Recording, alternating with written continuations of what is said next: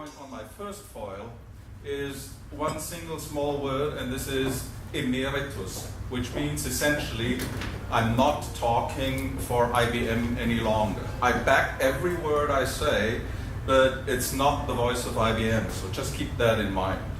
I've been working for IBM for many years, and in the last 14 to 15 years, always focusing on the future. Now I've personally finally arrived in the future. I'm retired. I always had within IBM a second job, which is essentially after hours, so to speak, as a professor at the University of Jena. And I always loved to have these two legs, and especially one leg in academics, where you talk to people that are young, that are looking forward eagerly, and that are willing to learn. And I learned a lot from them. Now, my plea to you for this first session is relax. You will stand no chance to survive the next session if you try to interpret or understand the details of each foil that I'm presenting. The foils are only, in German we would say, choreografische Untermalung der Tonspur. For the others, it's just saying it's the visual underground or underlying for what I say. So the spoken speech, the words are the important things. So relax, and I will do all the work. By the way, it's perfectly okay to take a little time off. I know yesterday's evening was hard, so if you want to take a little off time in between, that's okay. You will be able to enter later on without any problems, and I will be the only one to work. Now, what I have on the agenda is quite a lot. We're taking a big journey through nearly all of the hot topics of IT of today. So the touch points will be selected hot topics still, but the first item we're still in there, already in there, it's the introduction, relax. And the next thing is, well, in the past, everything used to be better and IT was reliable. And we will talk a little bit about classical hardware development and why that's not continuing as it used to be. And the next thing is a Swabian saying, and I live in Swabian for more than 30 years now. There is not even a proper German translation for that. But essentially it says something like, Lord, throw brain at it. And we will be dealing with neuromorphic computing in this section. And then the next thing is even less understandable to anybody with an ordinary, well-educated and proven to be okay brain, and this is quantum mechanics or quantum computing. And he who thinks he understood certainly did not understand. So don't worry if you don't. Following the section is AI. AI is something like, well, how limited must natural intelligence be to believe in science fiction like AI, like attaching a storage device to our brain to offload our memories and stuff like that. So artificially intelligent, but still dumb compared to anything which we have between our two ears. The next thing, tamed and linked up, relates to Robotics Industry 4.0, which is a very hot topic as relation to the previous section. And finally, when the coffee mug entered the internet.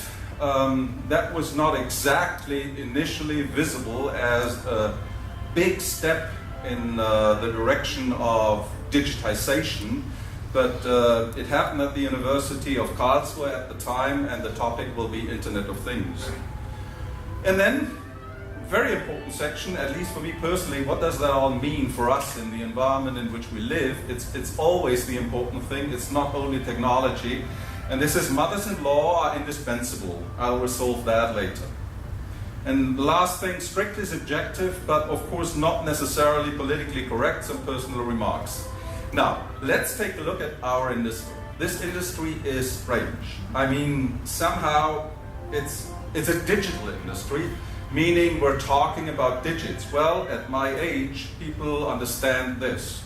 If you're talking about digitization today, you better use a pictorial representation like that. People understand that much easier. But IT as an industry, like digital on, off or so, is absolutely weird. If we take a closer look, I mean, you can get background information about essentially anything with a blink of the eye. From Wikipedia or from Google or whatever, you can instantly find anything or a lot of things for free. And you can make any unimportant, ugly, fuzzy family photo available to everybody in this world for free, including download options, okay? What's your kids' environment at home? If you look at the room where the kids live, they have usually the TV is running in the background, okay? It's not the ordinary TV like we used in our days. I mean, I am as old as I look. But it's Netflix or something like that that's running. But the volume is turned down, and of course there are several chat windows open, and Facebook is active, and audio streaming is clearly audible, and Facebook is in focus. And if you ask what you're doing, the answer is nothing. And actually they're doing homework, right? So IT has woven itself into the background of our daily lives. And that is something which changed the world in which we live, much more than we could ever anticipate if we thought about technology alone. Now, let's look at the first topic, like computer hardware. The past was better and the future is also not what it used to be, because in the past, things were very easy. We had a very simple trend. There was a time when we had one computer and many people, and then of course we had the PC for everybody, so anybody could have his own equipment to work on. And after that, of course, today everybody has many devices, computers attached to him, so the trend was very simple: size down, number, or performance up. And that allowed us to use a philosophy which worked essentially like this. We wrote very complex software, and after that we just threw hardware on it to make it work again. This philosophy held for quite a while. For many, that's not mine, is it? No. That was working well for a long time, but we have a problem with growth issues like that, because that is exponential growth. What does that mean? Exponential growth always means curves like that, very steep. The problem is we think linear. Now, why is that a problem? Because at this time here, there is already something happening which is not come to our conscious brain, so we do not really notice what is going on. And even when we are beyond the point of no return, it is still on the subconscious level. We don't realize that trend. And all of a sudden, like here, where did this come from? I didn't even notice that this was happening. But then it already has a strong impact on our technology, on our business models, on our daily lives. So that's the problem with exponential growth. We're not used to think like that. Now, the problem, let's look at how do we do things like forecasting or so. Take a short excursion. What do we need when we want to make forecasts, like looking into the future, to be able to realize what's going on with trends like this? Well, we have a time axis because we're talking about the future. And then on a piece of paper, or sheet of paper, we have only one more dimension left, which is quite fortunate because otherwise it would become too complex. And then the trick is easy. We take everything we find from data in the past, and in this specific case, we're talking about the maximum speed of commercial aircraft, okay? So we start with the Wright brothers, and then we take everything we can find and put it in the chart, and then the points align along a straight line, and if they don't do that, then the technicians do a double logarithmic plot, and then everything converts into a straight line. And in this case, if the points don't align along a straight line, I strongly urge not to try to make predictions from that. But usually it works like that, and then the trick is easy. We do an interpolation, and we extrapolate in the future, and that we have for this time in the future, this, well, prognosis or this forecast, what will happen. And usually that works quite well. But the problem is, not always. Sometimes reality changes. And the point that I'm trying to make here is not that something is changing, but in the past, during all this time, we were reliable, we were predicting correctly, everything went well, we could extrapolate from the past into the future. So for decades, everything seemed to be okay. This is like the turkey, for example, that lives a happy life in his environment. He is fed every morning, the world is nice, and then until sometimes later, there is Thanksgiving. Okay? So this is something which is completely orthogonal. You cannot derive from the data in the past that something is happening here and what is happening. Now, I mean, for a technician, this is not a big surprise that the sound barrier is something which has to do with the maximum speed of commercial aircraft. And of course, the little dot there is the Concorde. But we've seen there on a logarithmic scale, which means this is exponential growth, that the lesson to be learned is, even in IT, for example, the trees don't reach the sky. So let's now look at IT. Same thing. We see in the IT for a long time exponential growth like this on a logarithmic scale. And why did it work? Because we could simply make items smaller, implying them to become cheaper, faster, and so on. That worked for quite a long time, but we're running into a problem. And there are only two big problems that we have. And one is heat, and the other is tunneling. Well, why are we running into this problem? Now, let's take a very simple example. What happens if you take a piece of wood and cut it into pieces? Well, you get two smaller pieces of wood, right? You can continue doing that for quite a while, but after a while, you will arrive at a macromolecule or something like that, and if you split that in parts, this is called chemistry. You can even continue, and then you would have to go to CERN to split up atoms or whatever, but of course, in the meantime, you've certainly lost the quality and the features of a piece of wood, okay? So, the simple message here is, if we look at today's technology, we are at limits where we cannot make things just smaller to get better, okay? Now, the first thing is heat. The problem here is, we're talking physics, which implies you cannot discuss with physics. This is not like in social sciences or in marketing, okay? So if you want to flip a bit, for example, you have to put energy into the system to do that. Even if you want to maintain the capability to probably flip a bit, you have to supply energy. Now, it's a problem in these small volumes to get the energy out of the system. That's one thing. The next thing is, what happens if I run against the wall? Well, I get a bloody nose, right? I can repeat that experiment, relatively reliable for a long time. I always get a bloody nose.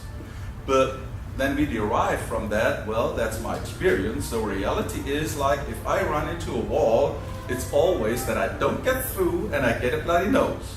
Reality is not like that. It is totally different. If we are looking at very small dimensions, an electron, for example, runs against such a potential wall, and what happens is, to some degree of likelihood, it just ends up on the other side of the wall. And you say, how mad is this? But you can't discuss with physics. This is how the world is.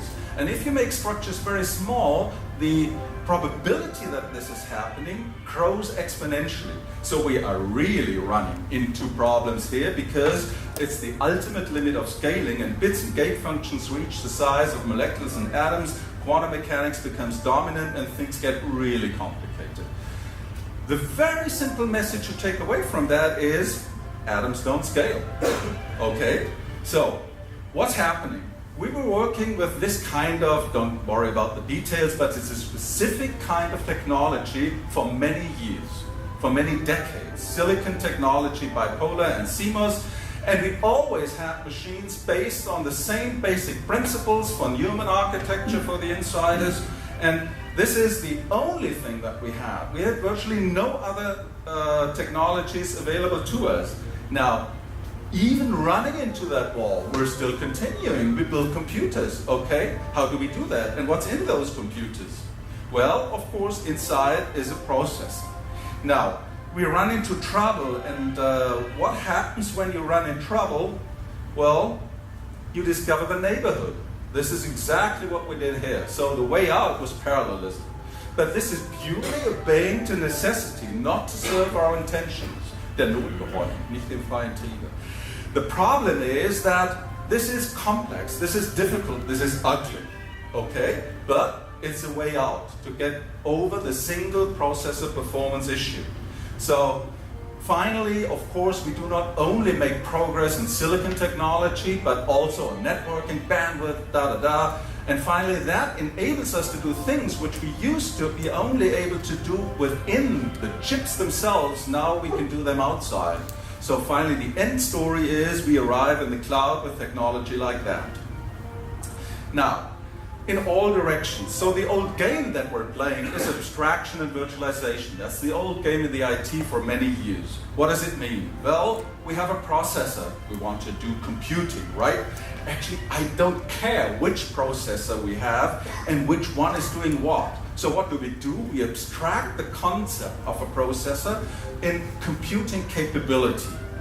Okay, so the next thing is we do the same thing with storage, and we do the same thing again with networks. Of course, I need some infrastructure, so physics still remains relevant, okay, but I can virtualize those elements, and that allows me to do something which enters into the cloud. What has happened?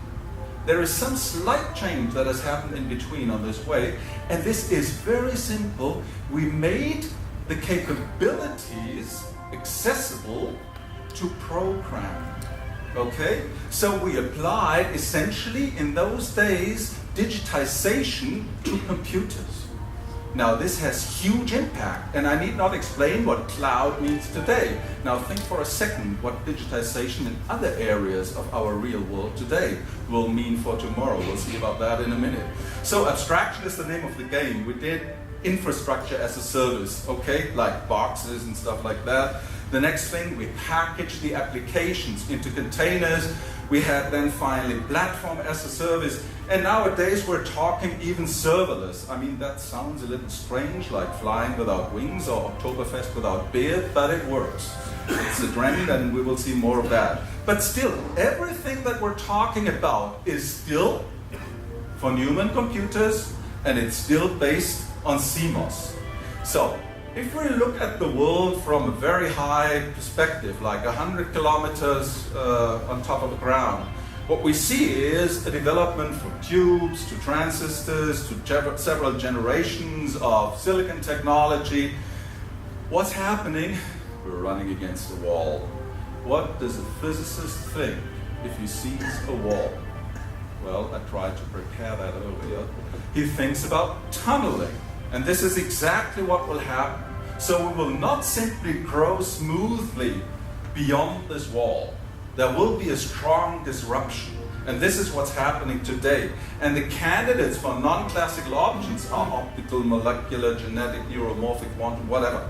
So we have strong tendency to leave the current technologies, but it will not be a smooth ride like it has been in the past. So what are the options that we're looking at? Some candidates for classical von Neumann architecture still, but no longer CMOS. So it is something like carbon nanotubes, graphene, spintronics, molecular switches. The message, again, is very, very simple. As I said, don't try to interpret the force in detail. The message is very simple again. It just says progress is more difficult, slower, and more expensive than expected, but we are making progress, important progress, which we might probably not really realize at the moment in our daily lives, but important progress in areas which is outside the classical IT areas. But classical hardware, so relief, will remain the dominant technology for a long time. So since we will not get rid of anything, we will see that for a long time. So if we look now not only on what's beyond silicon, we can also look at what's beyond von Neumann architectures. And the question is again, what happens here? Well, the first thing that I would spend a few words on is neuromorphic. What's behind that? I mean, essentially, usually in the past, neurons were confined to brains. That's where they belong. Learning was something people and animals did, and one could even understand, in at least in principle, what a computer did, right? And when it went right, you didn't notice, and when it did not went right, you had a chance to understand why it failed. Now today we have deep learning, and it works, but nobody really understands why in terms of algorithmic understanding. And hardware is no longer for human architecture, or not even a Turing machine for the IT guys. So, neuromorphic computing cannot be put into algorithms. We don't understand why the results are as they are in the same way that we did to classical algorithms and IT in the past. But it is extremely valuable. Many times it's even proven to be right, not always. But we don't understand, but we can make use of it. So the prime example, of course, is pattern recognition and stuff like that. Unthinkable without such a technology. The basic idea behind it, again, very simple. Let's try to learn from our own brains. And so it's brain-inspired computer design. What is the most important difference to classical computing? Well, one thing is, in a traditional computer, you have something like a fixed cycle operation. And as with physics, it simply means power, okay? And if you increase the cycle time, this means more power. In even smaller units means more problems getting the heat out of those units.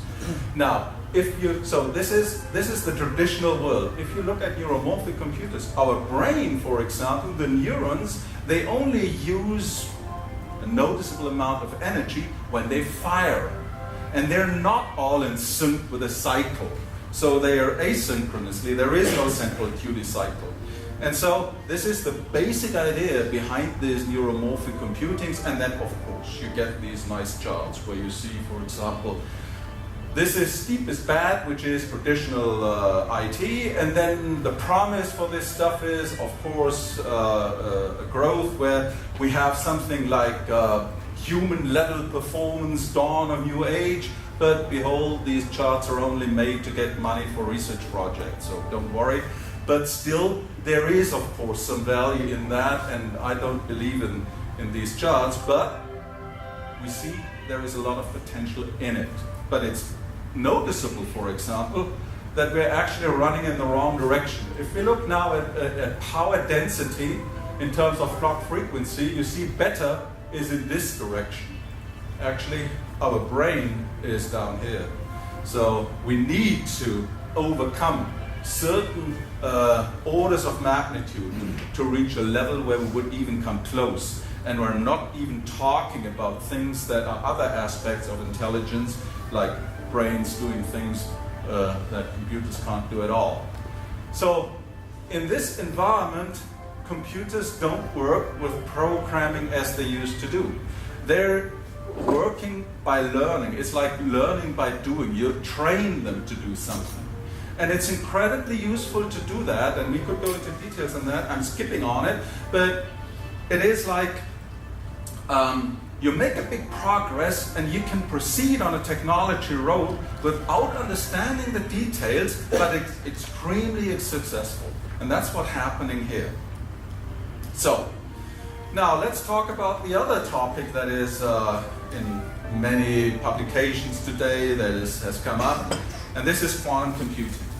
I mean, quantum physicists dealt in the past with thought experiments like Schrödinger's cat, whoever knows what that is, and computer scientists were not bothered with things like multi-world theories and stuff like that.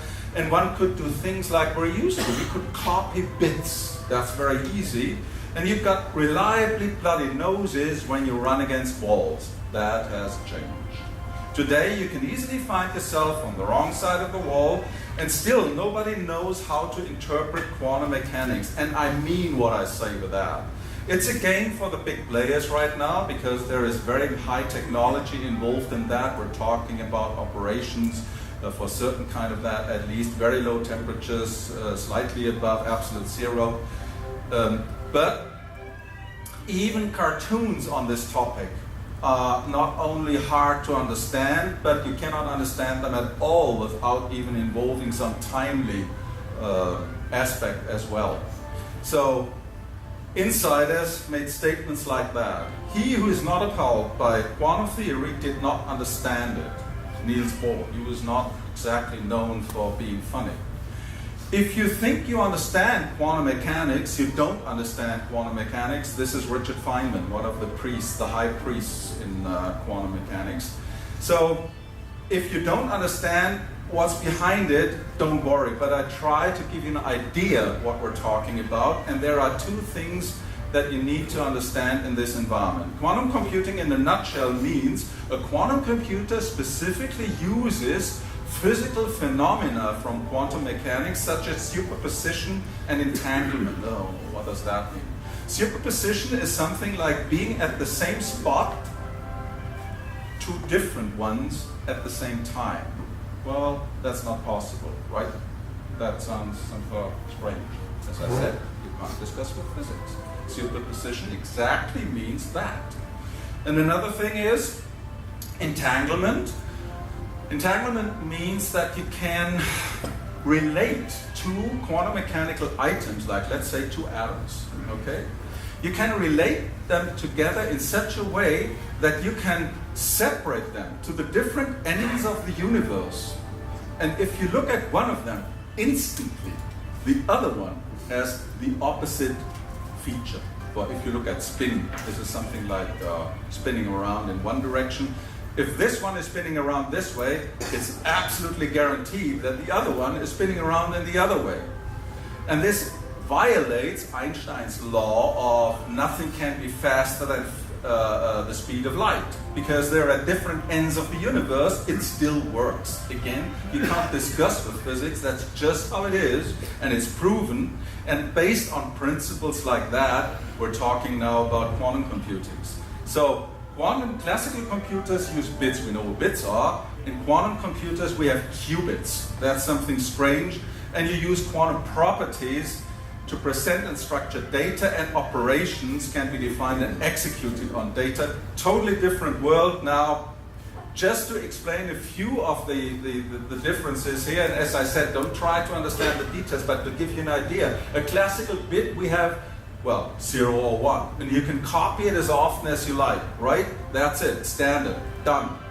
Now, in this world here, we do not have a classical bit, it's a quantum bit, which means it has much more internal states. You can visualize it like being an arrow that points to the surface of the sphere. And the arrow has not only the possibility to point to the North Pole or the South Pole, it can be anywhere around this world, so to speak. So a qubit can represent many more internal states than a standard bit can. And that is part of the power that is behind quantum computing. So if we don't care about the deep, what can we do with it? What is it good for? Okay, one thing is that comes always first is cryptanalysis, like cracking all these crypto algorithms of today, which is not true, by the way. It's only true for a certain kind of crypto algorithms. And then general optimization solutions, which means database algorithms. I have an example on that too. And the third point is actually the biggest one. It's mostly underestimated by all people that are talking about quantum computers, and that is quantum simulations, which means if you try to understand how a molecule folds or how a surface of a material reacts with other materials, these things are far out from any capability that we have today of modeling it. You have no chance ever, even if you had the lifetime of the universe, to calculate those things on standard computers, okay? Because these things are so complex, but you can simulate those things. And this is a promise that we have in this area here. So there is a lot of potential in that, but, and if we look, for example, one step back on these items like cryptographic, steep is bad in this picture here. This is classical operation, okay? That is steep. Now, look at the quantum solutions, okay? Of course, if you have higher key length, for example, you need a little more time as well if you use quantum computers for that, like the Shor algorithm. But it is much slower. This grows exponentially, and this is much slower. So you're incredibly more able to calculate such algorithms than you've been in the past. If you look at data, with a standard sample like 1 million operations available, unsorted, unstructured data, this is like a telephone book, but you're not looking for alphabetical order. You're looking for some number in a big phone book. Unstructured data. If you have 1 million operations available, well, you have to brute force, have 1 million options, so to speak, to look them up. Okay? With a Gruber algorithm, quantum mechanics, and quantum computer, you can do with the same number of operations, if you want, a compare of 10 to the power of 5 times more, 100,000 more, with the very same number of compute capability. So think about the relevance for search and big data and so on. We're not yet there.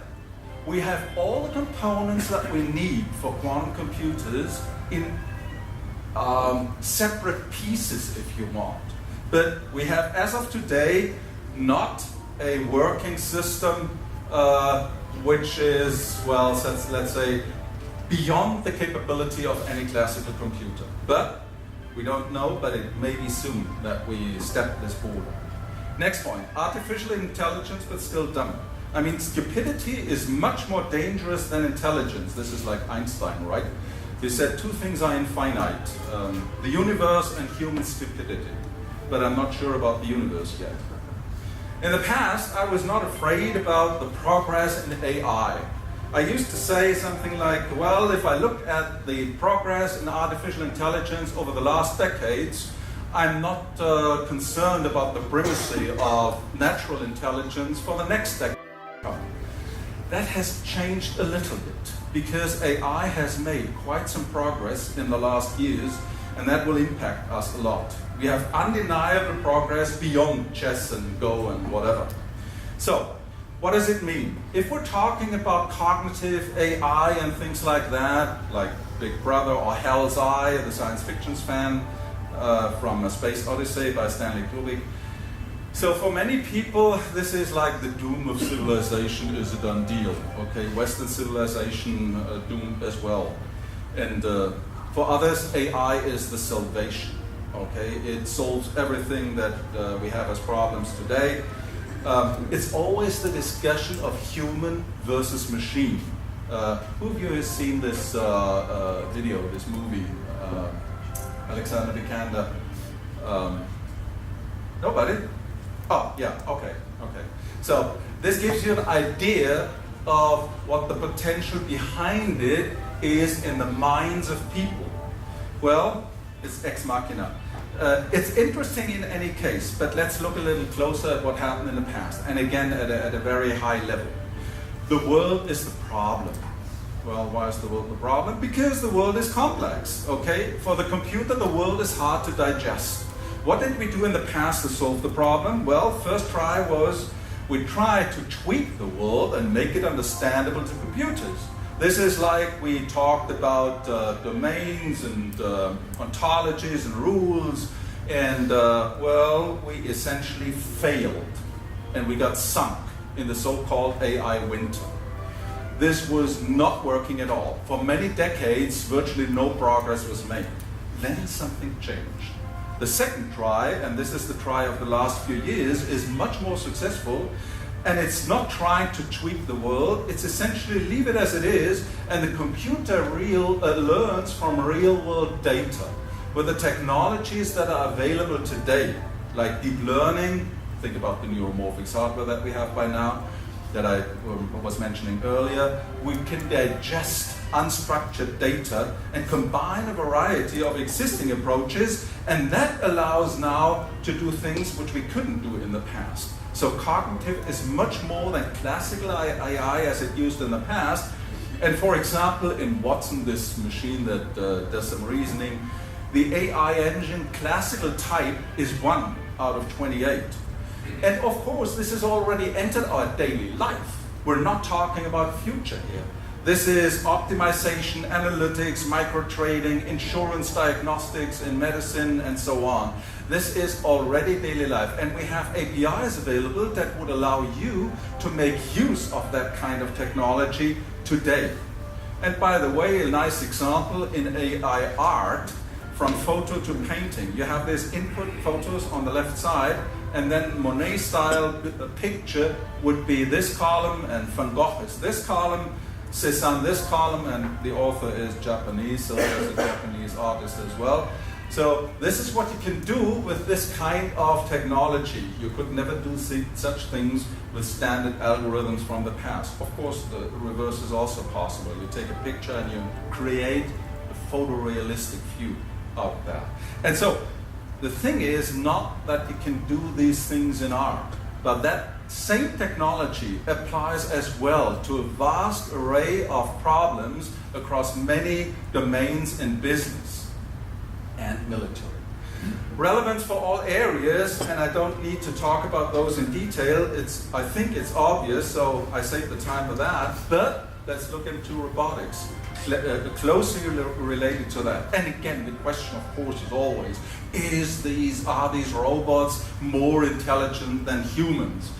Or are they better, machines better than humans? I mean, this is like asking in the industrialization age, is a machine stronger than humans? Okay, this is not the question, it's the wrong question. How do we use those computers and these technologies for our benefit? Okay, and it's not a problem that a machine is stronger than a human. It's the way how we use it to get benefit out of it. And I'm in no way anywhere near those enthusiasts in AI like Ray Kurzweil or so. And I always have a little, stomach problem with the word intelligence and computer in the same sentence, because I think that is not really appropriate. But we see a lot of progress here. In the past, robots were boxed, they were locked in. Actually, it was not so much that the robots were locked in, it was more that the people were locked out because robots were dangerous. Okay, that changes. We had a lot of progress in sensors and stuff like that, so we have a colleague robot working next to me in cooperation. No problems with that. I skipped those here because you know these examples, maybe including the Waschmaschine, laundry machine for elderly people. This is not fantasy. Senya did that 10 years ago. And the problem was not acceptance, okay? The problem is simply the price is too high, okay? So we've seen a lot on that. One simple example that's easy to understand but shows you the potential what's behind this is predictive maintenance. If you look at this chart, just focus on this item here in the gray curve, in the blue curve. You see a slight deviation from standard, right? The first indication. Now, you can react on that and avoid the total disaster that's coming up here because you have that lead time, okay? Now, the important thing is not that you can do that. The important thing is to record simply things in this machine, like the noise that it makes or like electrical currents that are flowing. You don't even really understand what you are actually measuring. Okay, but still you can derive from that information, which now allows you to do predictive maintenance, because you just record the data in the past and you see if you get into trouble, things change, and this is an early indication, and it's so early that you could run until this time here and you will not see any other changes or signs, but you could have noticed this early.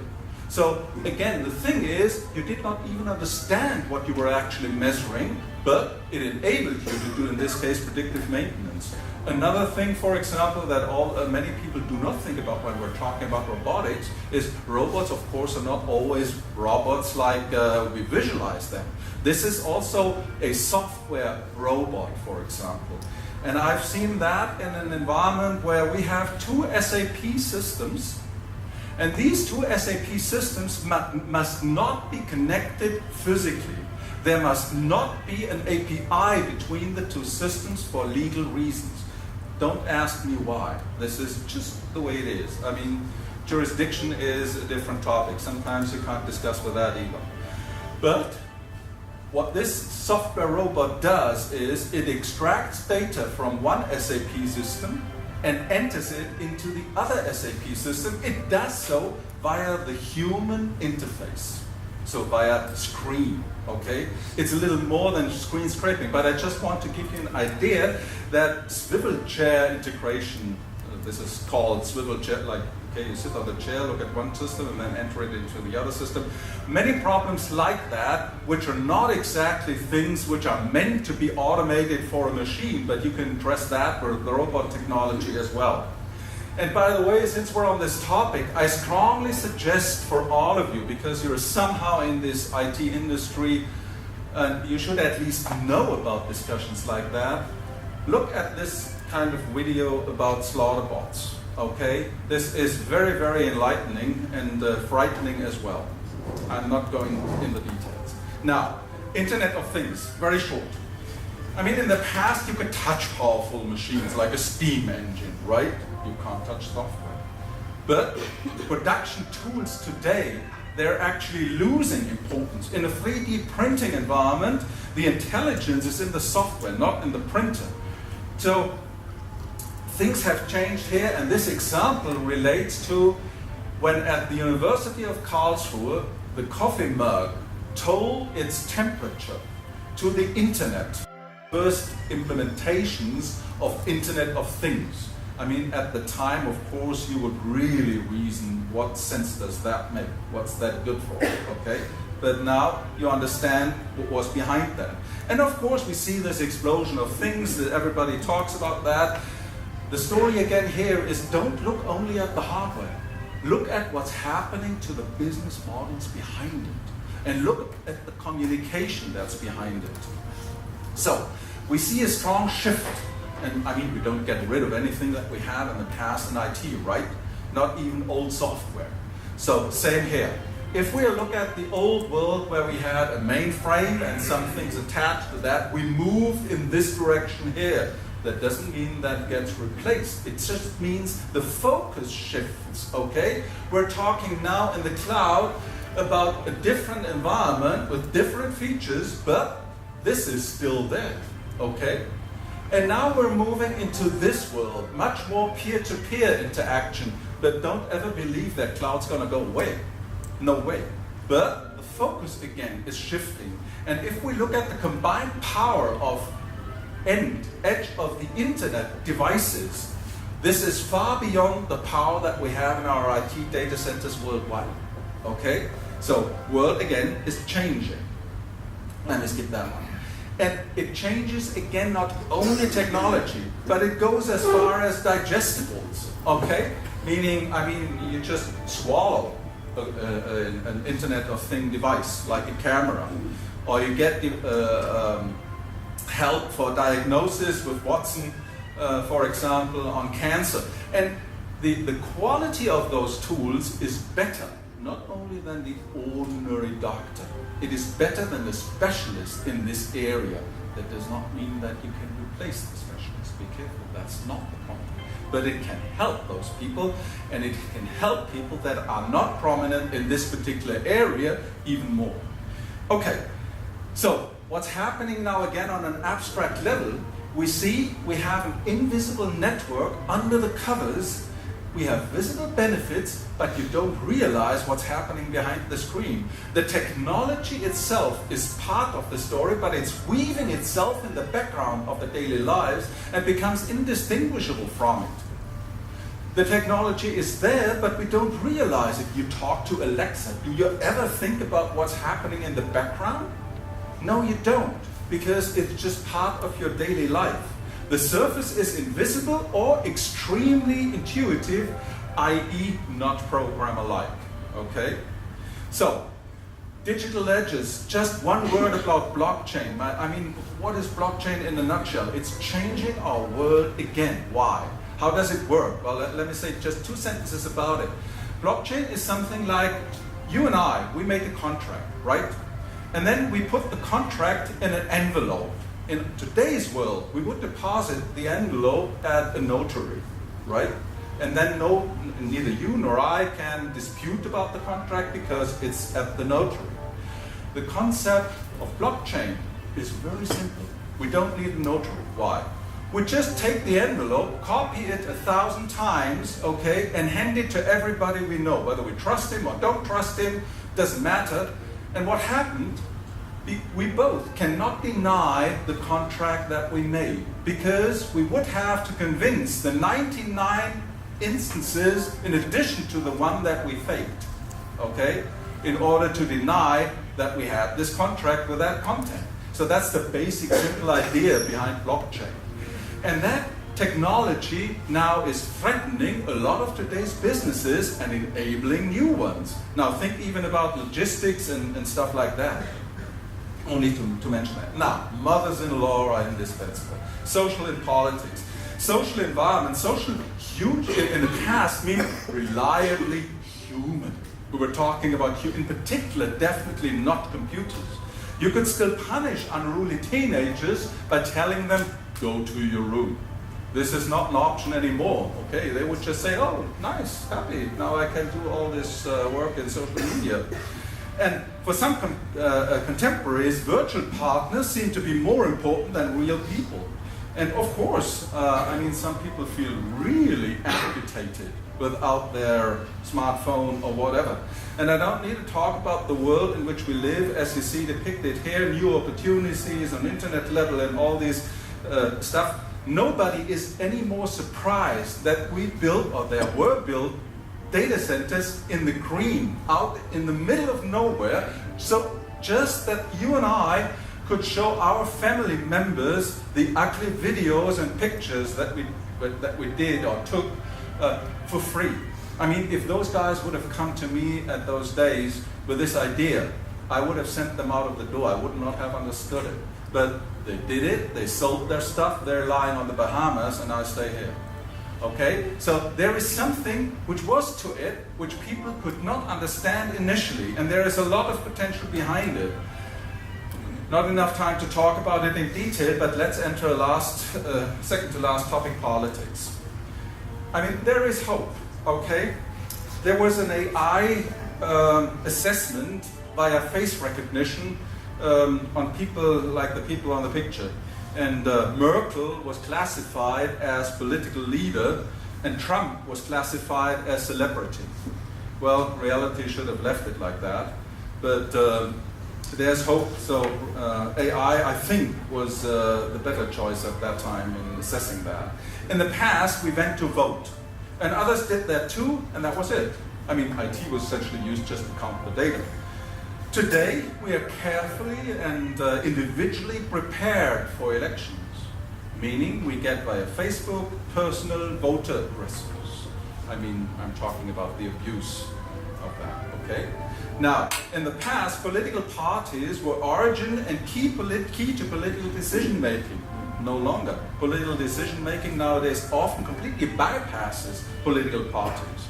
Media were not available to ordinary people, and information was controllable, at least within limits.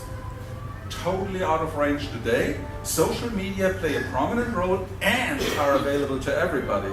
Their usage and abuse is uncontrolled, and they're easily manipulated.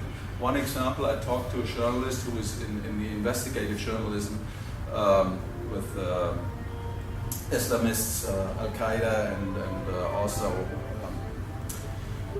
tracking on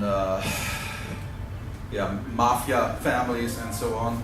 And he told me a story about his earlier life when he had a meeting, and Franz Josef Strauss, a famous politician in Germany, during an after-hour work party.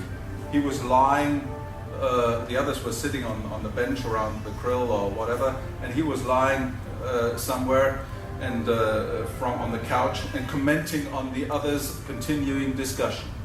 And press was there. I mean, this guy that told me the story, he was in the room, or at the party, so to speak. The important thing is, nothing of that made it into the news. Would be impossible today, okay? You would see it, of course, in social media, and Strauss would get the appropriate messages about that. In the past, politicians did know about the latest technological developments, the fountain pen, the steam engine, train car, and they mostly even understood what that meant or what that technology was. Now think about today. Politicians no longer understand that. Think about that US Senator to Facebook boss Mark Zuckerberg. How do you actually earn money when everything is for free? I mean, no questions asked, okay?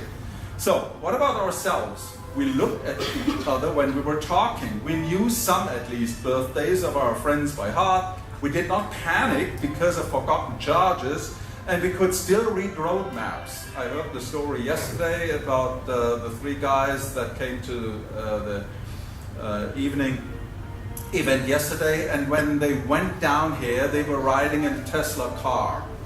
But the weather was not really nice, so the navigation system was blocked somehow, and they really felt lost. Okay? So they had real trouble. Jogging was strictly athletic and without real-time posts for friends. I even had to take care of myself without knowing my heart pulse rate. There was no IT outside of IT, if you get the idea. Now, IT has woven itself into the background of everyday life and has become indistinguishable from it. This is so good it's not for me, it's Mark Weissig's Eric's part. Life has become unimaginably without Facebook, WhatsApp, Snapchat, Netflix, you name it, and people feel amputated without a network, and quantify yourself, of course, is in. And privacy has become a central topic of our time. Maybe not all people have understood that yet, but that's definitely the case. So, a few personal remarks. I mean, this is the cartoon, I don't know the English version of it, but it's something like, the heaven will not fall on the top of our heads, meaning the world is not going to fail, or it will not be the end of the story. AI will not overtake humans, at least we know where the power plug is. And progress will slow down, but patterns change. We live in a world where we live better than all the generations before us. If you just think for a second, even the kings and dukes and earls in past times did not live a life nearly as comfortable as we do today. Everyday life becomes more comfortable, we live longer. Think about all this medical progress, even assisted with AI. But real social skills, for example, become more important and should receive more appreciation. So we might have tools, for example, for elderly care, but that does by no means replace the need for the human social relationship that is needed there. Traffic problems will most likely dramatically reduce when we have these self-driving cars and the technology and the business models that come with that. Digitization opens new opportunities, by the way, also for the poorest countries. Poverty has been reduced in the last decades dramatically. Hunger in the world. And we can even see first indications in societies to set limits to the power of globalization, of global organizations, like the one I've worked for. But it is always, we only learn if we suffer. Okay? We must be hurt in some way in order to accept change. We do not do that just because we realize that something is happening. And for that, we need to have an awareness that IT is more than technology. So this is, in my view, very important. We are part of this process ourselves, and we have our share of shaping in it. Why? A lot of people talk about these topics, about what IT does to our society, but IT insiders, like people that work with IT, people that are familiar with these things, usually are shy to express themselves in this environment. And that is something you should not do. You should speak up, okay? Usually it's fun, sometimes it's nightmares, of course, and this industry has immense opportunities and, of course, risks, but it's never boring. This is something that never happened to me all the time that I'm in this industry. The travel continues. We need courage, openness, and sometimes a little distance, okay? And don't worry, I mean, the parachute is behind me up there. So we need, to let go. Sometimes we need to look beyond the fence, to look outside our current limits but of course in somehow a controlled way. And this is not naive belief in technology, but it implies not to be afraid of change. We have seen a lot of positive progress in the past, so there is no need to put our head in the sand. So, we're not neutral or uninvolved, and challenges are mostly not on the technical side. So I'm less afraid of computers or smart computers or AI. I'm more afraid of some people in front of those computers that think that they are smart but have not the humility to understand what they're actually doing. So we need Cassandra calls, by the way. We need people overestimating or yelling at the problems that we have. We need them to get awake. But there are no sound basis for actual politics or for reaction on a technical base. But naivety isn't neither. So we need to look forward, because especially when traveling fast forward, it is important to look forward, because maybe the future comes faster than you think. And well, you got the messages, you got, oops, I can't show you the last foil. Okay, don't worry. I hope I could give you at least a few messages where we covered a broad a range of topics. But the important thing that I'd like to get across at the end is, think sometimes beyond your immediate business. Take the time to take a look beyond the business, the daily business you're in. I understand that that's difficult. I understand that your daily business is, of course, more important, but it is important in the society in which we live to do that. And it is valuable. It's valuable to you and to the others as well. And I hope I could at least give you some hints on the areas where the things are happening now, today, and that's essentially it. And I thank you for your patience.